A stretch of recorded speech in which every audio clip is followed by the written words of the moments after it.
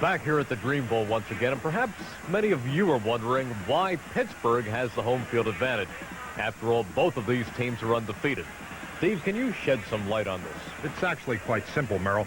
Pittsburgh's net point differential and won-loss percentage in games versus non-divisional opponents and conference opponents is factored against gross yardage compiled in relation to net yards allowed, and the quotient of which is simply multiplied by the strength of the schedule equation. It's the normal NFL procedure. Can you repeat that?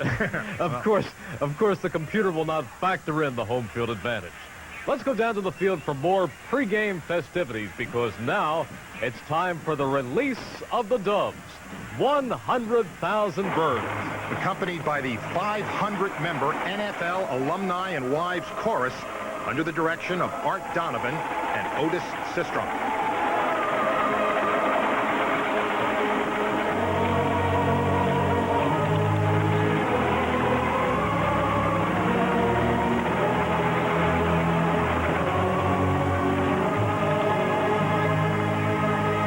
Smart birds are up here in the booth, safe and sound, because next, according to our Dream Bowl program, 11 tactical wings from all branches of the armed forces are soon to be here.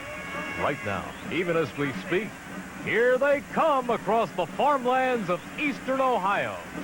But that's 100 miles away. Yeah, but they are really moving. And here they come. Look at this.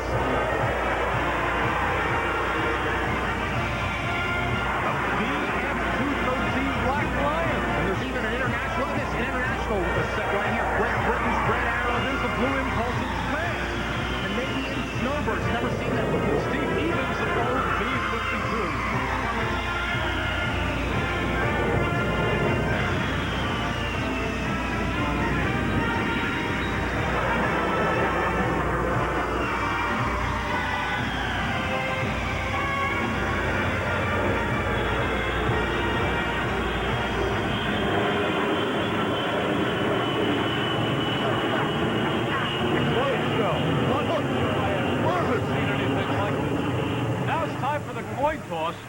It's time for the coin toss, and Steve, why don't you tell us who's going to be doing those honors? Well, he's returned just for the dream season.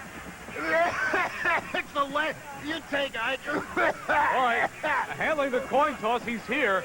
He has returned. It's the king himself. It's Elvis. Ladies and gentlemen, for the coin toss, it's Elvis. Welcome to Dream Bowl, boys. Mr. Bonicani, Mr. Greasy, I want to meet Mr. Green, Mr. Harris, and Mr. Lambert. You know what? Some blue suede shoes go real nice with that outfit, Bummer, baby. Now, Mr. Lambert, are you awake or what? Okay. All right, Mr. Greasy, I want you to call in the air, big guy. Ready? All right, here we go. Come on, baby. Enter this. All right, let's get it on. Come on, rock and roll, guys. Come on, do it. Yeah, don't pump anything when you leave.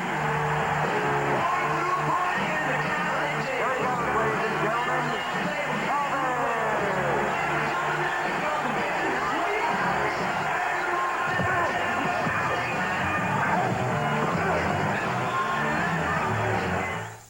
Merrill Reese and Steve Sable at the Dream Bowl at Pittsburgh's Three Rivers Stadium. A terrible town, invention, I believe, of Steelers sportscaster Byron Cote. That's right. You still feeling the effects of that jet display? What a show. Woo. Well, the big show is about to begin as Roy Girella approaches the football and the game is underway.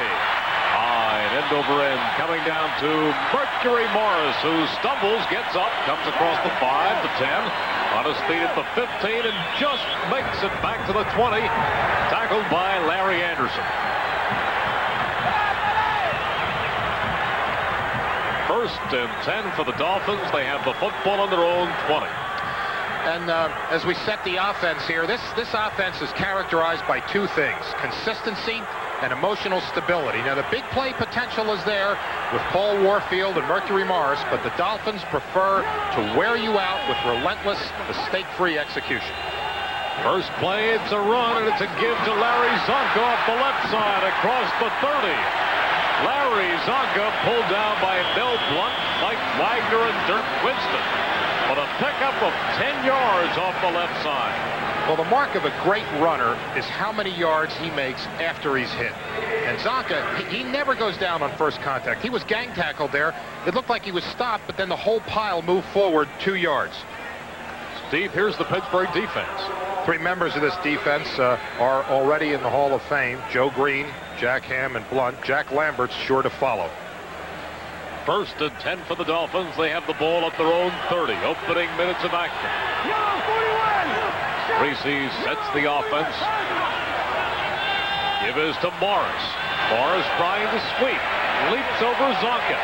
Heads down the left sideline, and he spins for a gain of 13 yards. Morris up to the 43-yard line. Wagner on the tackle.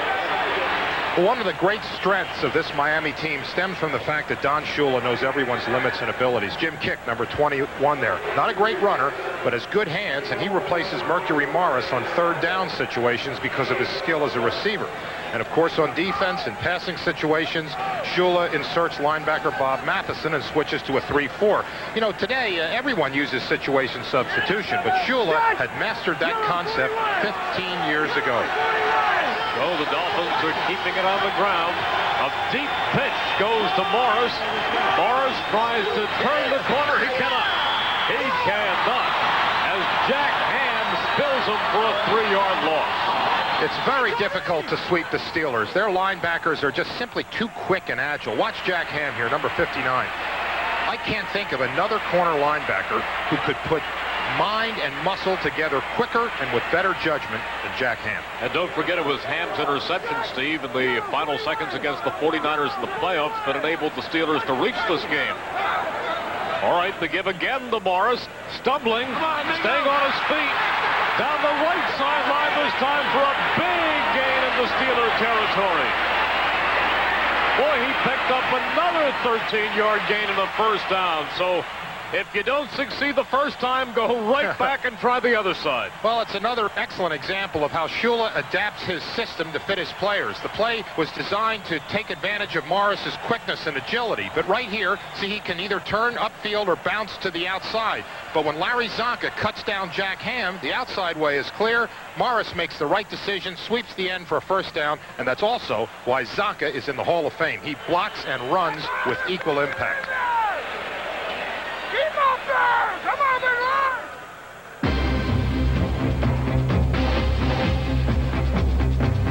Staying on the ground, the Miami meat grinder continues to execute a game plan that surprises no one.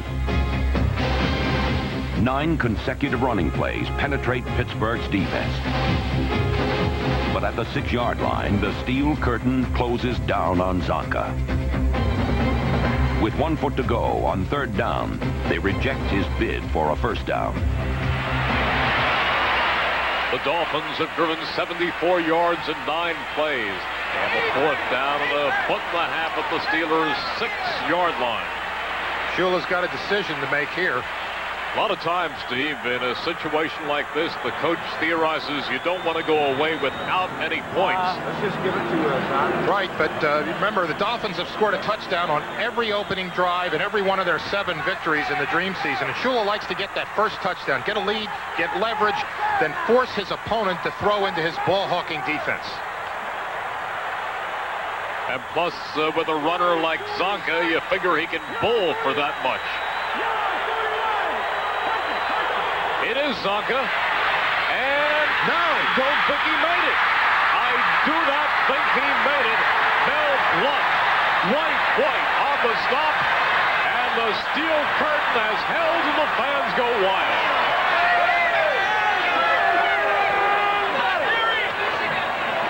Now that Steeler offense takes the field, and this offense has scored the most points in the dream season. And the Steelers, they're a devastating combination of boxer and puncher. They beat you short with Franco Harris. They beat you long with Bradshaw throwing to Lynn Swann and John Stallworth. There's Blyer in motion. Into the end zone to throw is Bradshaw. He is firing to the left sideline, complete to John Stallworth. That is a 19-yard gain. Here's that Miami defense. This defense gave up the fewest points in the dream season, And yet, if you were to sweep up their 11 starters and hand them en masse to Pittsburgh, you know, Merle, I don't know if any would win starting jobs. It's a unit without superstars, but more importantly, it's a defense without a weakness. Pittsburgh superstar quarterback Terry Bradshaw is looking downfield. Now he's being chased. Putting on the brakes. Firing across field. Picked off. Bonicani intercepts it. There's the first turnover of the game. And the Dolphins are in good shape in Steelers territory. Well, the reason for that interception, Merrill, was Miami's discipline. When Bradshaw started to scramble, the Dolphins remained in their zones of responsibility. And when the pass was slightly off target, Bonicani was in position to pick it off. And Bonicani, by the way, is not only the oldest member of the Dolphin defense, and there he is right there, number 85, but also the most valuable. He gives meaning to the definition of what it is to play hard and intelligently. Dolphins in great shape on the Steelers' 36. Greasy backpedals, putting it up for the first time today. Going deep. Twilly is open. Has it at the 4 and walks in. Greasy to Twilly, and the Dolphins score. Shula is hugging Bill Arnsparger. It was his defense that set up the touchdown with that interception. We have come to the end of the first quarter. Miami 7, Pittsburgh nothing.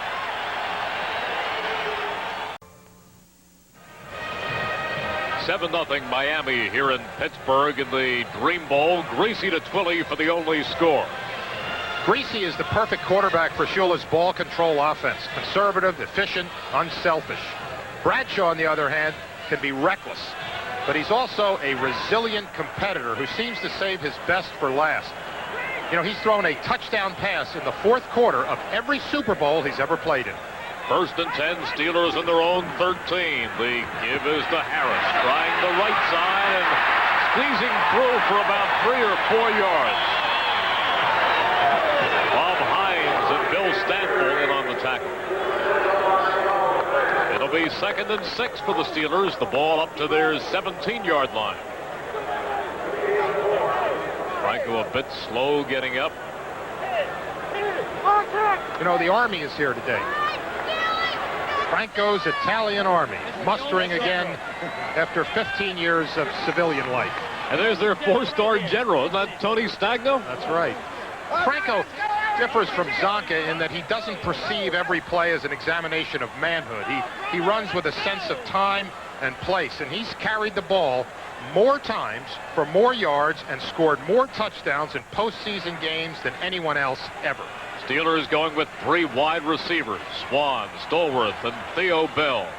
They have a 2nd and 6 in their own 17. Swan split to the right. Bradshaw, play action. He's back. He's going deep down the right sideline. Complete to Bell. Bell racing down the right sideline. Tries to cut back at the 30. And he is brought down at the 20. Bradshaw to Theo Bell. That was a 63-yard gain. Chuck Noll's basic offensive strategy is to make the defense stop his big play receivers. And Noll has an excellent grasp of the passing game because, you know, he broke in as a coach under Sid Gilman's big play system in San Diego. You know, Hadel to Allworth. And then in the late 60s, Noll became an assistant on Don Shula's staff in Baltimore. We have a moment here, Steve. Let's check in with our staff up in the space shuttle. Ben, what's the view of Three Rivers like from up there? On behalf of our entire 8-man crew, greetings from the moon. Captain Casciani is putting the camera up to the aft viewing porthole. And there's Three Rivers Stadium. What do you think, Steve? Man, you guys are up there. I mean, Merle, they are up there. Down here on Earth, the Dolphins lead 7-0. 1st and 10 Steelers, ball on the Miami 20.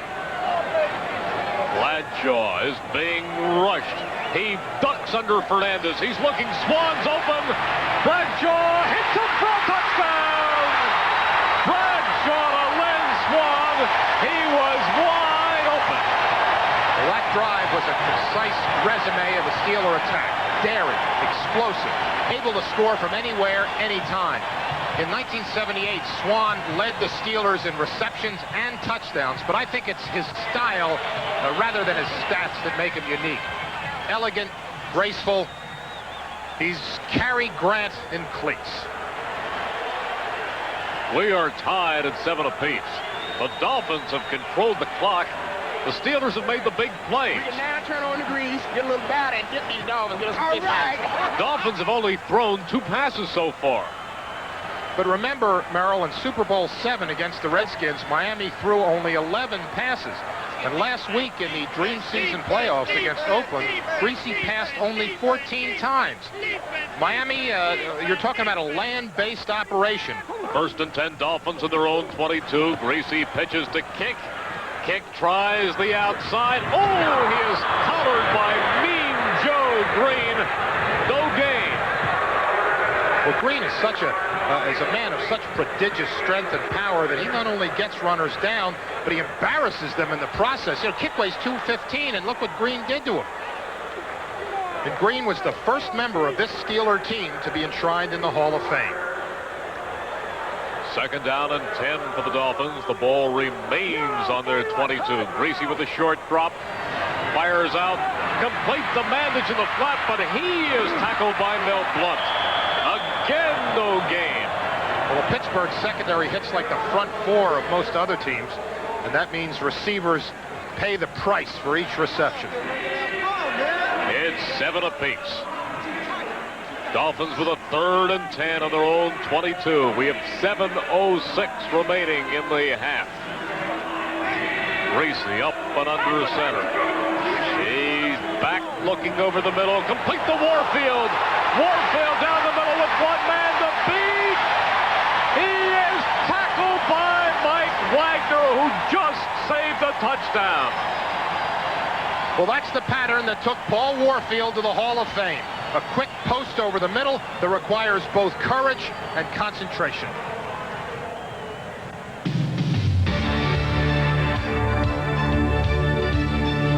Warfield's catch and run is followed by another successful pass play. This one from Greasy to tight end Marv Fleming. Inside the Steeler 10, Miami returns to their running game to complete the drive. But once again, Miami's mighty charge falls short of the end zone and dies on the walls of Pittsburgh's defensive fortress. This time, Shula settles for a field goal, and Yepremian's kick gives the Dolphins a 3-point lead.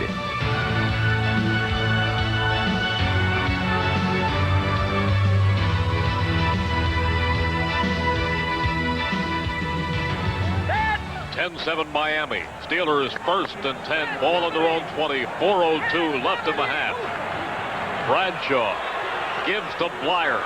Blocky tries to get to the outside. Gets a good block from Sam Davis. And Blyer is banged out of bounds by Doug Swift, but he picks up 6. Good blocking. You know, the Steelers' offensive line is the unsung part of this team. They like their offensive linemen short and compact, built for pulling and trapping. You don't see the slob sweep with the Steelers. When these guys pull, they get out quickly and throw their bodies. They knock people down. Well, I'll tell you, Steve, they take after their coach, Chuck Noll. He was an offensive lineman when he played for the Browns. He wasn't big, but he got by on intelligence and technique, and these are qualities that he looks for in his offensive lineman. You know, center Mike Webster, number 52, is still playing in the NFL. He's the starting center for the Kansas City Chiefs. 2nd and 4 for the Steelers. They are trying to regain momentum.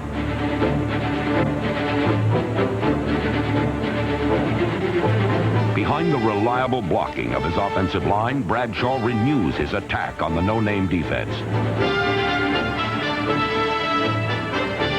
This drive reveals still another dimension of Pittsburgh's multi-talented offense. There are no big plays, but a lot of small ones, executed with determination, precision, and without error.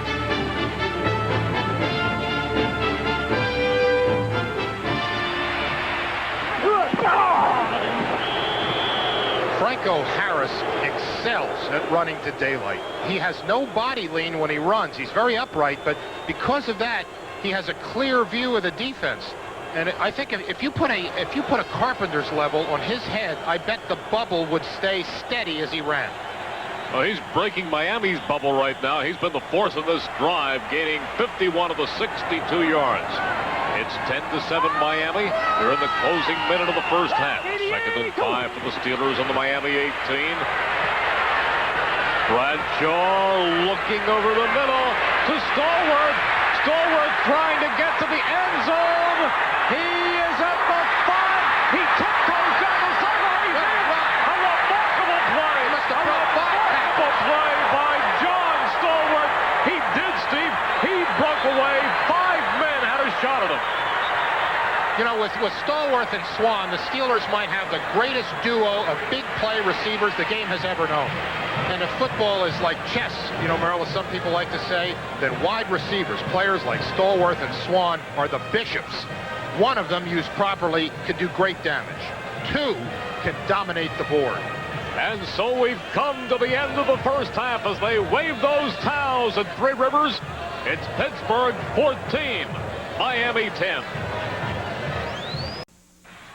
Merrill Reese and Steve Sable back in Pittsburgh. We're at the half. The Steelers are up 14-10. Steve, the keys. Well, Pittsburgh's ahead, Merrill, because of their resilience and their determination. Twice their defense was backed up inside their own 7, and both times they dug in and prevented a touchdown. Then there's the way Terry Bradshaw bounced back from that early interception. He went on to complete 8 of his next 13 throws, and 2 of them were for touchdowns. And he's not throwing a lot of those little dump-off passes. He's throwing quality passes. And like all great quarterbacks, over 10% of his completions during his career were for touchdowns. And here in the first half of the Dream Bowl, he's right around that ratio, Merrill. 9 completions, and 2 of those were for touchdowns. All right, speaking of the stats, right now let's go to Chris Berman for a special feature on the statistical leaders of the Dream season. Our halftime feature is brought to you by Budweiser. Beechwood Age for that clean, crisp taste. This Bud's for you. Hello once again, everybody. I'm Chris Berman. Blimps, birds, jets, and Elvis aside, what a Dream Bowl we've been having so far. But in our final halftime highlights edition, instead of bringing you game highlights, we're going to take a look back at the 6-game regular season and touch on the statistical leaders and the Dream season stars who outshined them all. Who led the Dream season in sacks? Look no farther than number 56 of the 86 Giants, Lawrence Taylor. 13 sacks topped the Dream season charts. This one of his friend and ours, Joe Theismann. Herb Adderley of the 66 Packers got to know Johnny Unitas very well in real life as a football player and in the Dream season. Adderley led the Dream season with 5 INTs. With help like this from Ray Nitschke, he took this one all the way against the Colts. How many great running backs did we see in the Dream season? None were better in combined yards from scrimmage than the Baltimore Colts of 59, Lenny Moore. He did it rushing, and he did it through the airwaves, combining for 980 yards from scrimmage, topping everybody else in the Dream season. The Raiders' Matt Millen had more than his hands full trying to keep Larry Zonka out of the end zone. The 72 Dolphins' Zonk scored 9 rushing touchdowns, more than anyone that we saw in the 6 weeks of the Dream season. And no surprise, the leading rusher, you know who this is, Jim Brown of the 64 Browns. 717 yards, many of them of the tough variety, but Brown afterwards, another day at the office. The Bullet, number 22, Rapid Robert Hayes of the 71 Cowboys, came closest to averaging 20 yards a catch. 18.8, led all wide receivers. This one went for a lot farther against Emmett Thomas and the Chiefs. But the leading receiver in number, Dwight Clark of the 84 49ers, burning Mel Renfro and everybody else he faced this year. Joe Montana hooked up with Clark 38 times, leading all wide receivers in that category. But as far as most damage goes at the wideout, number 21, Cliff Branch of the 76 Raiders. 6 games, 8 touchdowns. He was the big play man for the season. Yards thrown, Terry Bradshaw of the 78 Steelers. 1,489 yards. But the guy who got the most out of his passes, Ken Stabler. The Snake led everybody with 15 touchdown passes, many of them coming in the final minute. What about our picks for divisional MVPs? Well, How about Oakland's Ken Stabler in the north? What about Miami's Larry Zonka in the south? Pittsburgh's Terry Bradshaw in the east. Out west, San Francisco's Golden Joe Montana. So at the half, Pittsburgh 14, Miami 10. And in just 30 minutes, we'll crown the champion of the dream season. Stephen Merrill will be back with second half action in just a moment. I'm Chris Berman, and indeed, this has been a pleasure. Enjoy. Merrill Reese and Steve Sable back at the Dream Bowl with the 1978 Steelers lead the 1972 Dolphins 14-10 here at the half. For those of you watching for the first time, the results and statistics of all the games played in the Dream season were determined by the XOR Company, the officially licensed computer software program of the National Football League. It's 14-10 Steelers as the second half is about to get underway. Premian approaches the football. Boy, he really got his foot into that one, and it sails over the end zone. No return. They'll bring it out to the 20. And Bradshaw brings the offense onto the field. In the first half, Bradshaw was 9 for 15. He had a pair of touchdowns, one to Swan and one to Stolworth. Well, the one to Stolworth was spectacular. And he was picked off once by the Miami defense. First and 10, Pittsburgh on their own 20. The give is to Harrison. He is knocked down by Bernd and Herder for no gain. You know, Chuck Noll has always liked to exploit his opponent's speed by using trap plays. Now, these are plays designed to lure defensive linemen into the backfield where they can be blindsided or trapped by a pulling guard. But the Miami linemen, they don't penetrate. They wait and read. So on that last play, Den Herder just waited at the line while the play developed, and then he disposed of his blocker and tackled Harris. Shula's defense doesn't attack. It just it sits there like a speed bump. Well, that defense allowed the fewest points and had the most interceptions in the Dream season. There's David Shula, young David Shula in that orange shirt. Bradshaw back to throw again. He goes to Franco Harris. Harris is grabbed and spun down by Manny Fernandez. The ball is loose, and it's recovered by Lloyd Mumford. And there is another Steeler turnover. That is the first fumble of the day, and Franco's only fumble of the Dream season. You don't see that happen very often. First time the Steelers turned the ball over was on that interception, and that led to the Dolphins' touchdown. 14-10 Pittsburgh. We're in the third quarter. First and 10 Miami. They're on the Steelers' 18. There's Jack Lambrick staring at Greasy. Boy, if looks could kill, that man would be doing 20 to life. I don't know. Chuck Noll says he's a fun guy. He said he has the heart of a small boy. Yeah, he keeps it in a jar on top of his locker. Greasy sets the offense. He's back. It's intercepted by Jack Ham. Ham coming upfield to the 35-yard line. So there is Greasy's first interception of the day. And that's another lesson, Merrill, on why the Steelers are in the Dream Bowl. It's not that they don't make mistakes. It's just that they make up for those mistakes with other outstanding plays.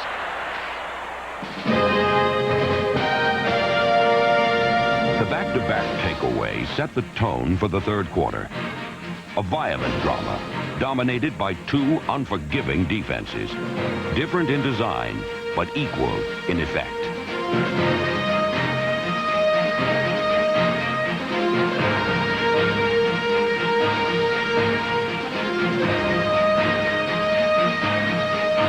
For 9 minutes, the two teams played dead even, locked in an embrace from which neither can free itself.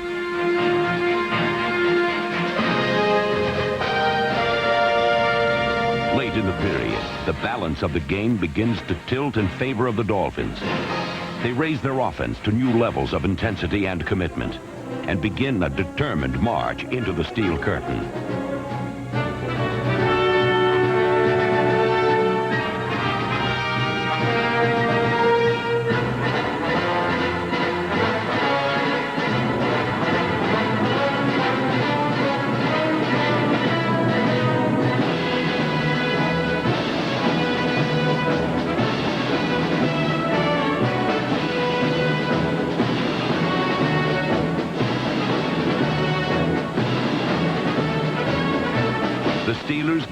bound grudgingly, yielding to the will and unbroken spirit of a team that has never known defeat.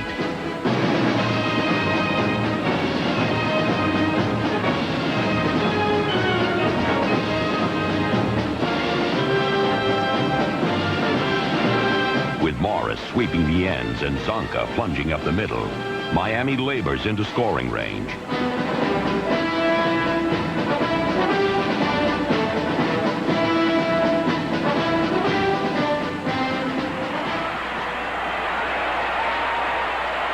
(14-10) Pittsburgh. 1:18 remaining in the third quarter. Miami has a 2nd and goal at the Steelers' 8.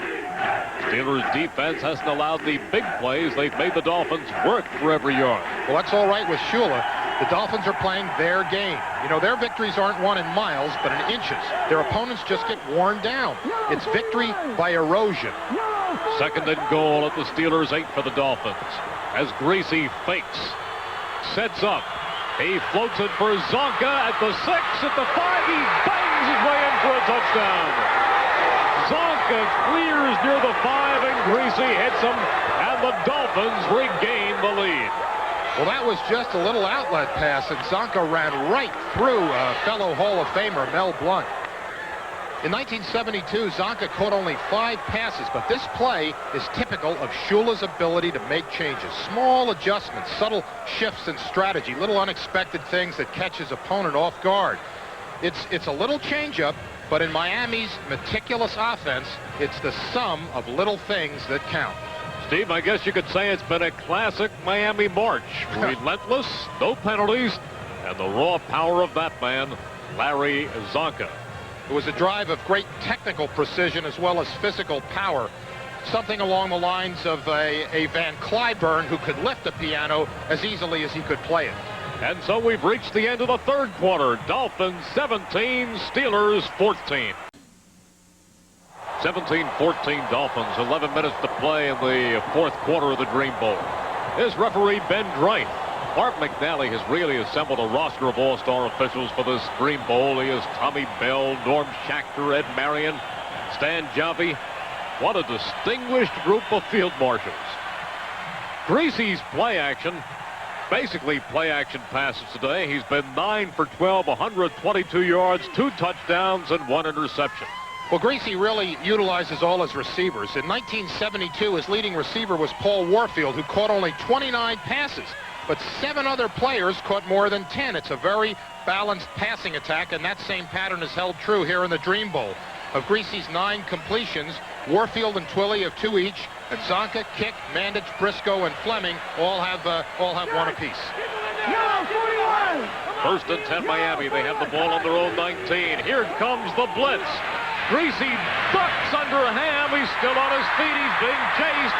He's still rolling. He's looking downfield. Greasy trying to find somebody. He's in deep trouble. He fires. Complete to Marlon Briscoe. Briscoe racing down the sideline. He is finally grabbed and tackled, but I don't know how Greasy got away from the Steelers' rush. Well, Greasy might not be the best scrambler or best passer, but he knows where to pass and when to scramble better than anyone. It's 1st and 10 for Miami. They have a 17-14 lead.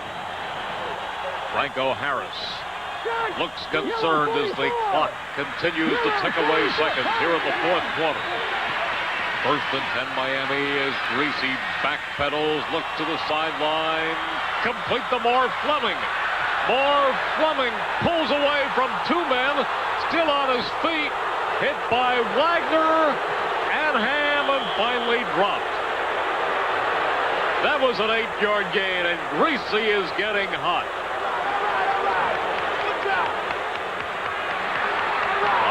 5:24 left. Rocky Blyer glances up at the clock and wishes the offense could get back on the field.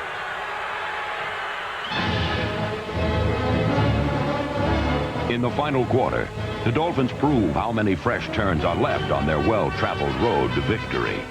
While Zonka continues to battle the Steelers' front 4 on the ground, Greasy, Warfield, and Briscoe wage war in the air. With this surprising blend of finesse and force, the Dolphins reach the Steelers' 5-yard line.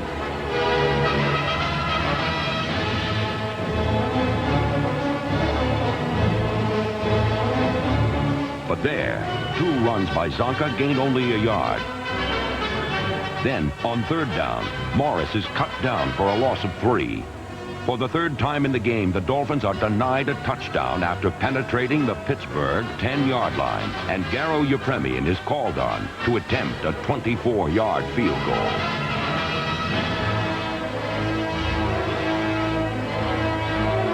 His kick slices inside the left upright, and Miami's lead grows to 20-14.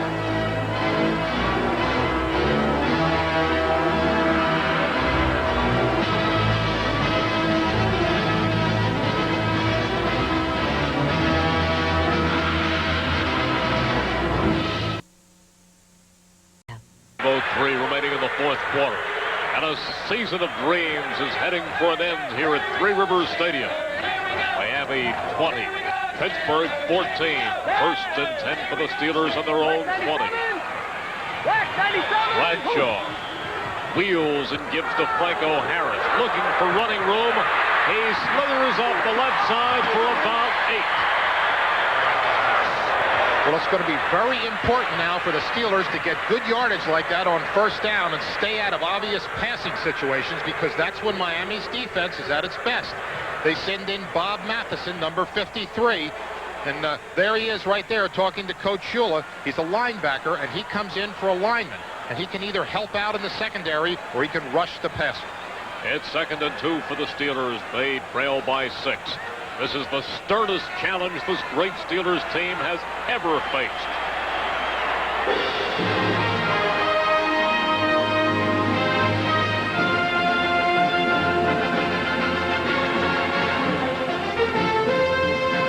The call to glory is sounded, and the Steelers answer with bold strokes.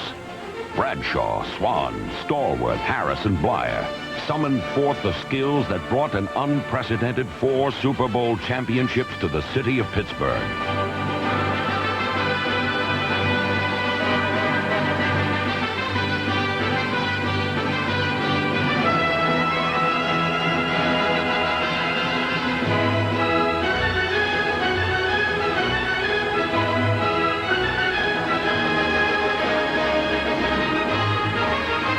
With less than a minute to play, a sweep by Harris puts Pittsburgh on the Miami 3. And Harris is knocked out of bounds by Dick Anderson and Doug Swift. We are seeing the Steelers at their best. They're attacking at too many different angles almost to defend. 28 seconds to play here in the Dream Bowl. Miami's undefeated record is in jeopardy. The Steelers have a 1st and goal at the Dolphins' 3-yard line. A field goal is of no use. Bradshaw bootlegging, racing to his left.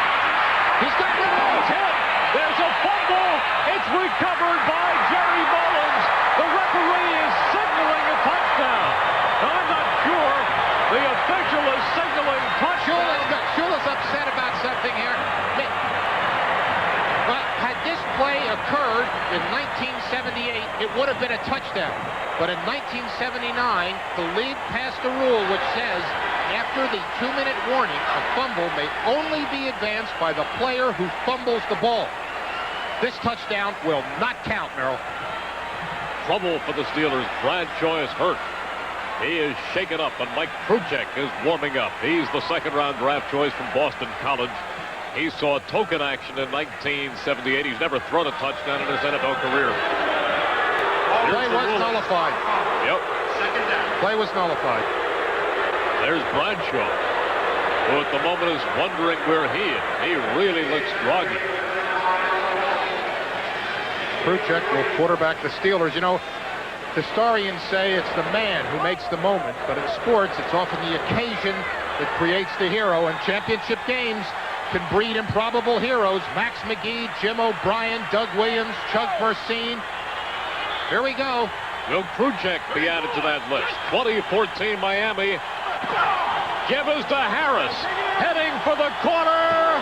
He is wrestled out of bounds. Curtis Johnson rides him out of bounds with 7 seconds left. He does not make it. Terry Bradshaw's warming up, Merrill. They might get him in for one more play. He's putting on his helmet. Terry Bradshaw is coming back in the game for the Steelers. And Bradshaw's the man you want in there now because of his running ability. He's extremely valuable near the goal line, although that last bootleg he tried got him a ticket to Palookaville. And the pressure is great on this Miami defense as Bonicani rallies his teammates. Dolphins 20, Steelers 14, 7 seconds left. Steelers with a 3rd and goal from the 3. This could be the last play as Bradshaw splits his receivers. Does he go to one of them? Swan to the right, Stallworth to the left. Bradshaw spins, gives to Harris at the 5. He's down! Touchdown! Franco Harris! This place is going bonkers! We're tied at 20. The Steelers can win it with the extra point. Merle, that was just a typical Steeler quick trap right up the middle. That's their bread and butter play. It's been effective against the Dolphins all day, and in Super Bowl 13 against the Cowboys, Franco scored a decisive touchdown on the same type of play. If he misses, if he's tackled at the 1, the time runs out, but he goes in. And now, Roy Jarella with the weight of the ages on his shoulders.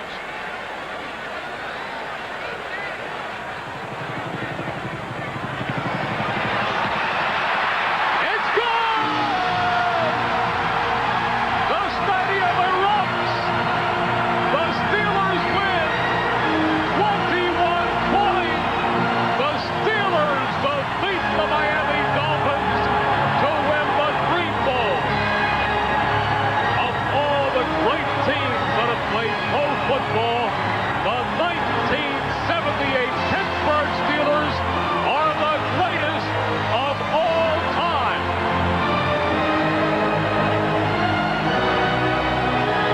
NFL Dream Bowl, brought to you by Kelly Tires. Kelly, a good deal on a great tire.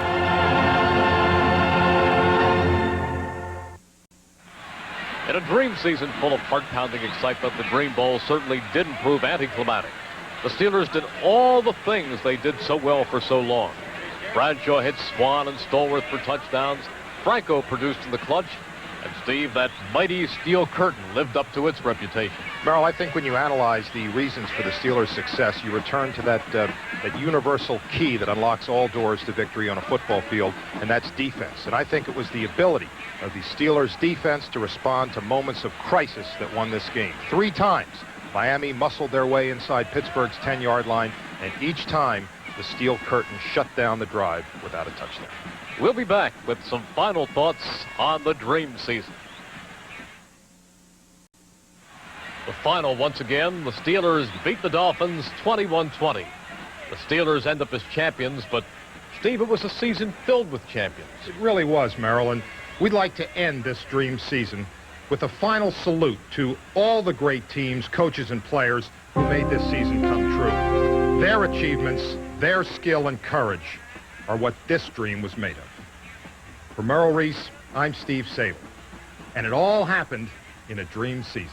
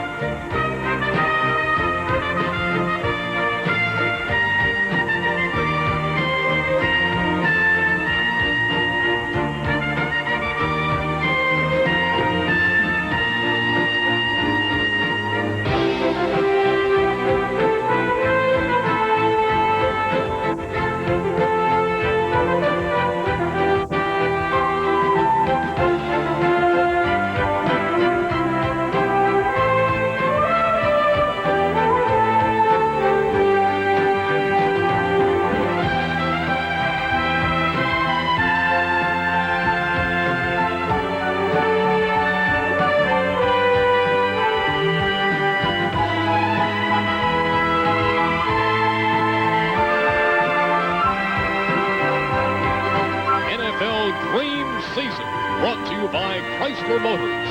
Satisfaction is your right, and we intend to see you get it.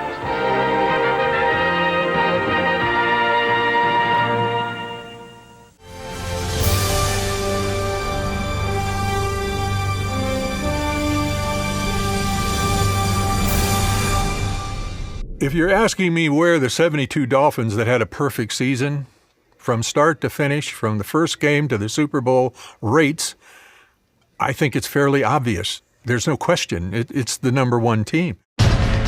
We had lost the Super Bowl the year before. The Dallas Cowboys are the champions of Super Bowl 6. In 72, all we wanted to do was get back to the Super Bowl and win the Super Bowl. They call the Miami defense the no-name defense, or they used to, because they had obscure names of free agents, low draft picks, but by now they're all big names. That defense, those guys were sensational. Two of the best safeties that ever played the game, and Dick Anderson and Jake Scott. Those two cats would give a quarterback some phony reads. Had me totally fooled with what defense it was going to be. 171 points all year.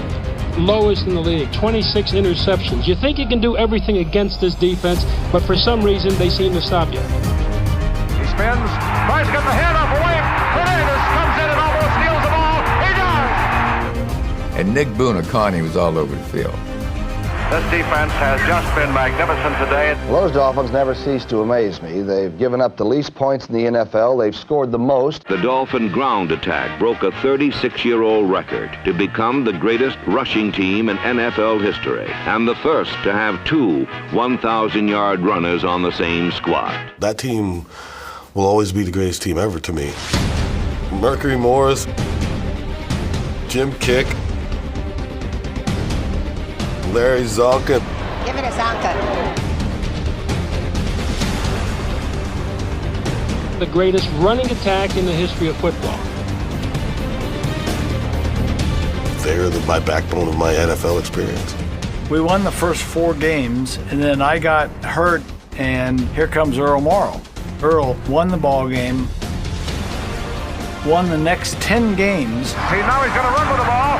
15, he might score. 10, 5, touchdown, Dolphins! I got him out of the rocking chair to play, and he runs one in. Every game, we didn't think about going undefeated. That never even was mentioned. The most impressive record in all of the National Football League. 10 games played, 10 games won.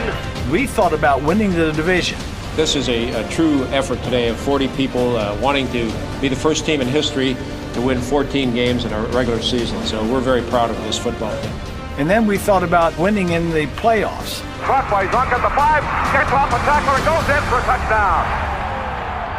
And then, once you get to the Super Bowl, you can't lose that game.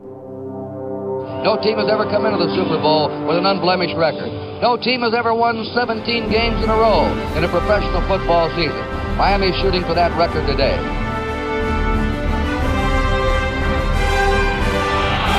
Greasy to the corner to Philly's got him! Philly! Touchdown! The Dolphins have won Super Bowl 7, have completed the greatest season in NFL history.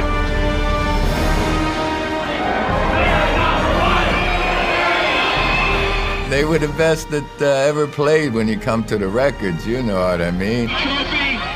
Going undefeated, we know the Patriots almost got there, but almost only counts in horseshoes and a few other things. All right. Another year. I don't care how many times the other teams dominated, did things, they lost a friggin' game. Perfection is good, right? Perfection is perfection. Close? Get a cigar. There's only one team that drinks the champagne. Here's the 40 years, and here's the 40 more. I salute you. Thank you. Perfection is perfection. Not shades of perfection. Perfection.